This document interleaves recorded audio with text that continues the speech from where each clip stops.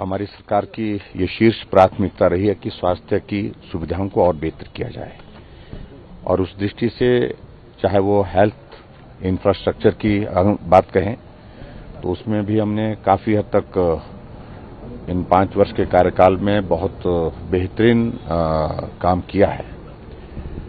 और उसके साथ साथ में जो सबसे महत्वपूर्ण चीज जिसकी आवश्यकता हम ग्रामीण क्षेत्रों में स्वास्थ्य की बेहतर सुविधाएं देने के लिए हम महसूस करते हैं और जो योजना 2010 में दिसंबर में शुरू हुई थी 108 की, तो वो सुविधा ठीक प्रकार से चले, ये एक आज की आवश्यकता महसूस हो रही थी क्योंकि जो गाड़ियां ली गई थी वो काफी लंबे समय से ली गई थी, काफी चलते चलते खराब भी हो रही थी।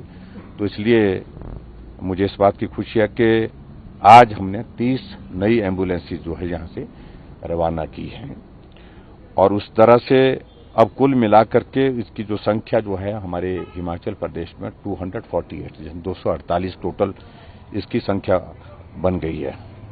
और इसमें ये भी मैं कहना चाहूंगा कि इन 248 एम्बुलेंस में से 35 ऐसी एम्बुलेंसेज हैं जो एडवांस लाइफ सपोर्ट सिस्टम के साथ हैं।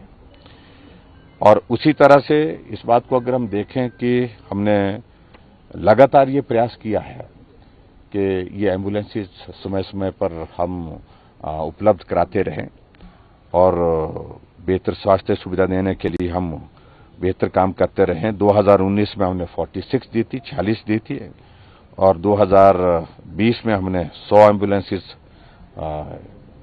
इस प्रकार से हिमाचल प्रदेश में अलग अलग स्थानों पर दी थी और 2022 में 50 एम्बुलेंसेज हमने प्रदान की थी और इस प्रकार से 196 टोटल एम्बुलेंसेज लोगों को जो है वो समर्पित की गई है।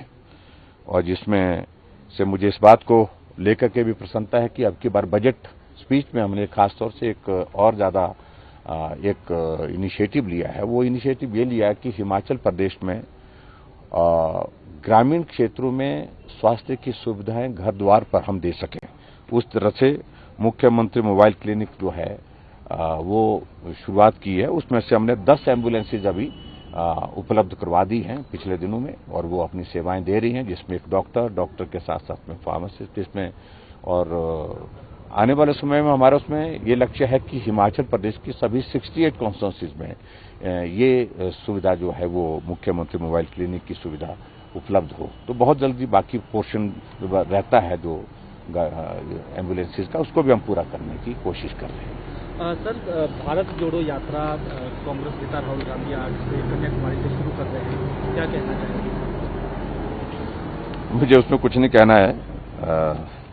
पहले तो उसमें यही मुझे लगता है कि भारत जोड़ो से तो बेहतर ये होगा कि कांग्रेस जोड़ो इस यात्रा को यही नाम देना चाहिए। कांग्रेस बिखर गई है पूरे देश भर में और ये स्थिति जो हम कांग्रेस पार्टी की आज देख रहे हैं कि शायद कांग्रेस के इतिहास में ये सबसे खराब दौर चल रहा है।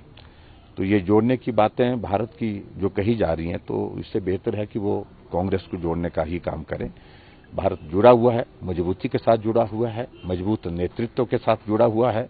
लगातार भारत आगे बढ़ रहा है और भारत को आगे बढ़ाने के लिए हम सब लोगों को आदरणीय प्रधानमंत्री नरेंद्र भाई मोदी जी के साथ खड़े होकर के उनको ताकत देनी है, उनको मजबूती देनी है। उस काम के लिए हम कर रहे हैं। सर, चंबी महामारी के चलते कई पशुओं के जो है वो मौत भी हुई है, सर क्या कहना चाहिए? क्या चीज?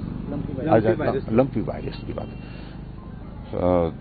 इसके सिलसिले में अभी हमारी बहुत विस्तार से बातचीत कैबिनेट की बैठक में भी हुई है और ये दुर्भाग्यपूर्ण है कि इस वायरस की चपेट में बहुत बड़ी संख्या में हमारे पशुधन आया है और बहुत की मृत्यु भी हुई, लेकिन बहुत का उपचार भी हुआ है।